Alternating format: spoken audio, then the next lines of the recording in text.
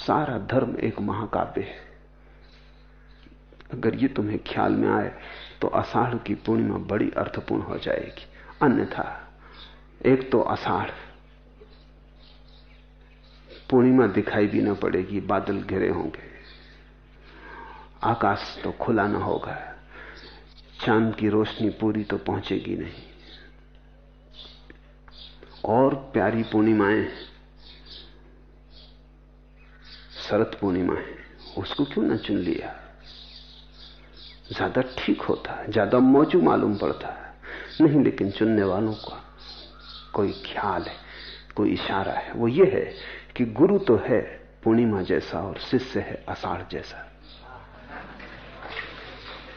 शरद पूर्णिमा का चांद तो सुंदर होता है क्योंकि आकाश खाली, वहां शिष्य है ही नहीं, गुरु अकेला है। आषाढ़ में सुंदर हो तभी कुछ बात है, जहां गुरु बादलों जैसा घिरा हो शिष्यों से।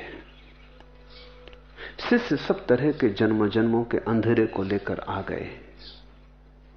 वे अंधेरे बादल हैं।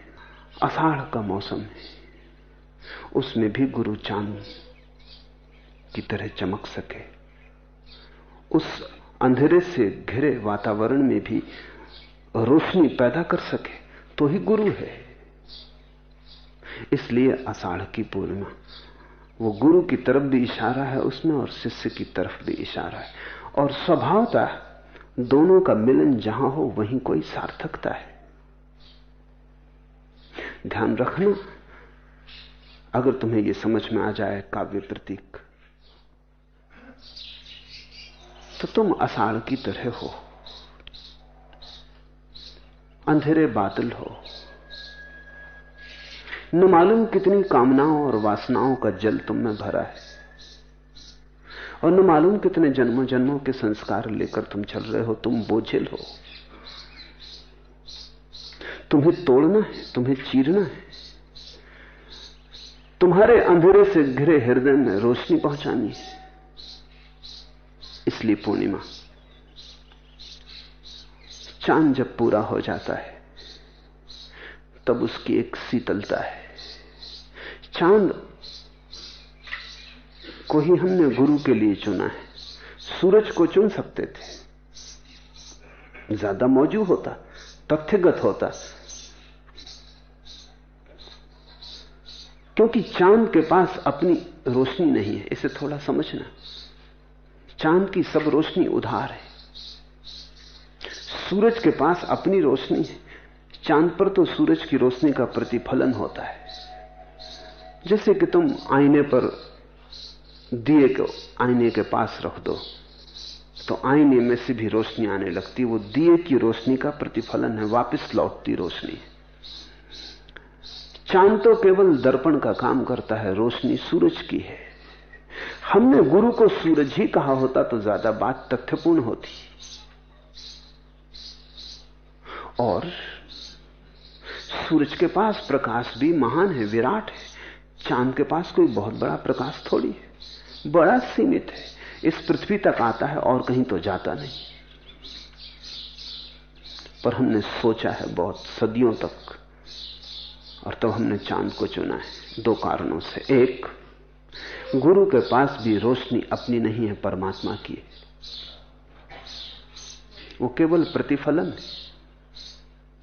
वो जो दे रहा है अपना नहीं है, वो केवल निमित्त मात्र है, वो केवल दर्पण है। तुम परमात्मा की तरफ सीधा नहीं देख पाते। सूरज की तरफ सीधा देखना बहुत मुश्किल है। देखो तो अड़चन समझ में आ जाएगी।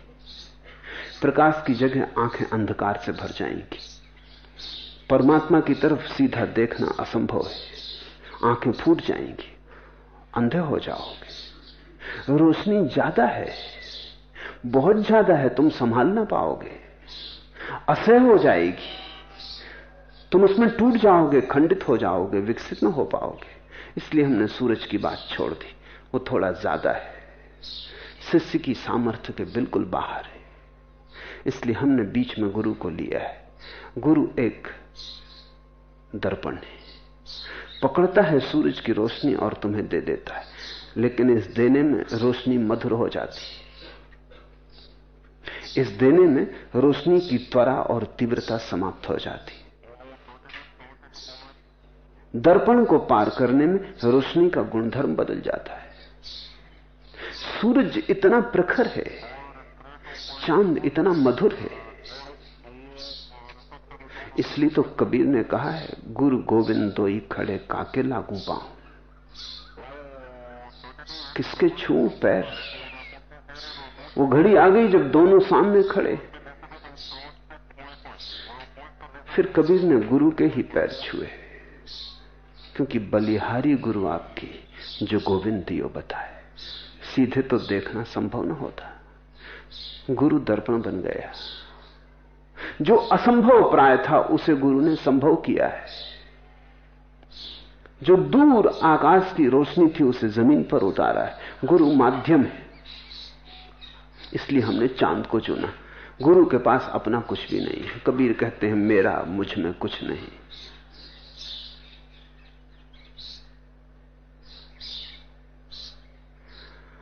गुरु है ही वही जो शून्यवत हो गया।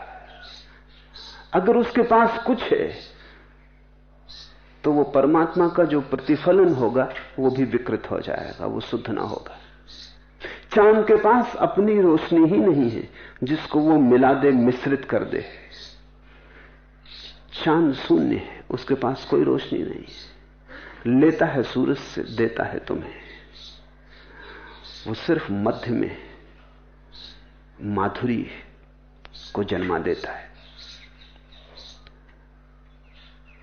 सूरज कहना ज्यादा तथ्यगत होता, लेकिन ज्यादा सार्थक ना होता, इसलिए हमने चांद कहा है। फिर सूरज सदा सूरज है, घटता बढ़ता नहीं। गुरु भी कल शिष्य था, सदा ऐसा ही नहीं था। बुद्ध से बुद्ध पुरुष भी कभी उतने ही तमस अंधकार से भरे थे जितने तुम भरे हो। सूरज तो सदा एक सा है, इसलिए वो प्रतीक जमता नहीं। गुरु भी कभी खोजता था, भटकता था। वैसे ही उन्हीं रास्तों पर जहां तुम भटकते हो, जहां तुम खोजते हो, वही भूलें गुरु ने की हैं जो तुमने की हैं। तभी तो वो तुम्हें सहारा दे पाता है। जिसने भूलें ही न की हो वो किसी को सहारा नहीं दे सकता, वो भूल को समझ ही नहीं सकता।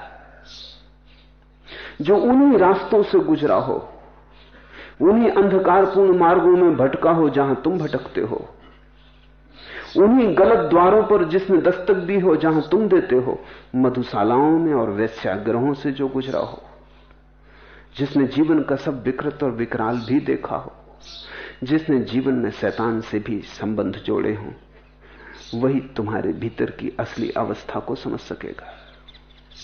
नहीं, सूरज तुम्हें ना समझ सकेगा, चांद समझ सकेगा। चांद अंधेरे से गुजरा है, 15 दिन, आधा जीवन तो अंधेरे में ही डूबा रहता है। अमावस भी जानी है चांद ने, सदा पूर्णिमा ही नहीं रही है। भयंकर अंधकार भी जाना है, शैतान से भी परिचित हुआ है, सदा से ही परमात्मा को नहीं जाना है। यात्री है चांद, सूरज तो यात्री नहीं है। सूरज तो वैसा का वैसा है, अपूर्णता से पूर्णता की तरफ आया है गुरु। चांद की तरह एकम आई, दूज आई, तीज आई, धीरे धीरे बढ़ा है, एक एक कदम।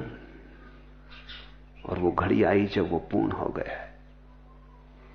गुरु तुम्हारे ही मार्ग पर है, तुमसे आगे, पर मार्ग वही है, इसलिए तुम्हारी सहायता कर सकता है। परमात्मा तुम्हारी सहायता नहीं कर सकता। ये तुम्हें थोड़ा कठिन लगेगा सुनना। परमात्मा तुम्हारी सहायता नहीं कर सकता, क्योंकि वो उस यात्रा में कभी भटका नहीं जहां तुम भटक रहे हो। वो तुम्हें समझ ही ना पाएगा, वो तुमसे बहुत दूर है, उसका फासला अनंत है। तुम्हारे और उसके बीच कोई भी सेतु नहीं बन सकते। गुरु और तुम्हारे बीच सेतु बन सकते हैं। कितना ही अंतर पड़ गया हो पूर्णिमा के चांद में, कहां अमावस की रात, कहां पूर्णिमा की रात, कितना ही अंतर पड़ गया हो, फिर भी एक सेतु है। अमावस की रात भी चांद की ही रात थी, अंधेरे में डूबे चांद की रात थी। चांद तब भी था, चांद अब भी है। रूपांतर हुए हैं, क्रांतियां हुई हैं, लेकिन एक सिलसिला है।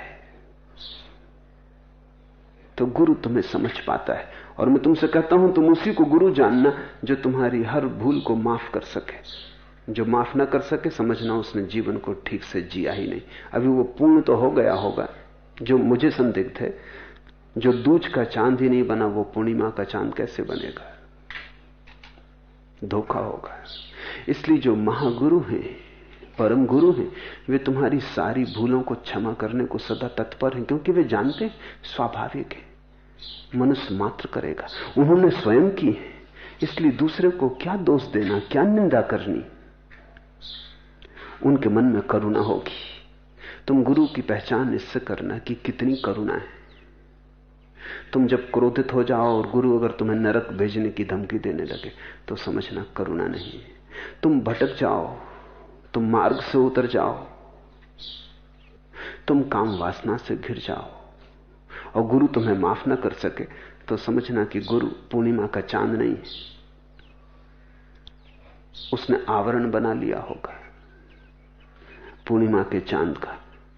वो नकली चांद है, जैसा कि फिल्म के पर्दे पर दिखाई देता है, वो असली चांद नहीं है। चांद तो सारी यात्रा से गुजरा है, सारे अनुभव हैं उसके। मनुष्य मात्र के जीवन में जो हो सकता है वो उसके जीवन में हुआ है, वही गुरु है। जिसने मनुष्यता को उसके अनंत अनंत रूपों में जी लिया है, शुभ और अशुभ, बुरे और भले, असाधु और साधु के, सुंदर और कुरूप, जिसने नरक भी जाना है, जीवन का स्वर्ग भी जाना है, जिसने दुख भी पहचाने और सुख भी पहचाने, जो सबसे प्रौढ़ हुआ है और सबकी संचित निधि के बाद जो पूर्ण हुआ है, चांद हुआ है। इसलिए हम सूरज नहीं कहते गुरु को, चांद कहते। चांद शीतल है, रोशनी तो उसमें है लेकिन शीतल है। सूरज में रोशनी है लेकिन जला दे। सूरज की रोशनी प्रखर है, छिदती है, तीर की तरह है। चांद की रोशनी फूल की वर्षा की तरह, छूती भी नहीं और बरस जाती। गुरु चांद है, पूर्णिमा का चांद है। और तुम कितनी ही अंधेरी रात हो और तुम कितने ही दूर हो, कोई अंतर नहीं पड़ता। तुम उसी यात्रा पथ पर हो जहां गुरु कभी रहा है। इसलिए बिना गुरु के परमात्मा को खोजना असंभव है।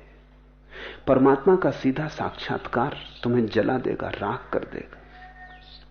सूरज की तरफ आंखें मत उठाना, पहले चांद से नाता बना लो, पहले चांद से राजी हो जाओ, फिर चांद ही तुम्हें सूरज की तरफ इशारा कर देगा। बलिहारी गुरु आपकी, जो गोविंद बताए। इसलिए आषाढ़ पूर्णिमा गुरु पूर्णिमा है।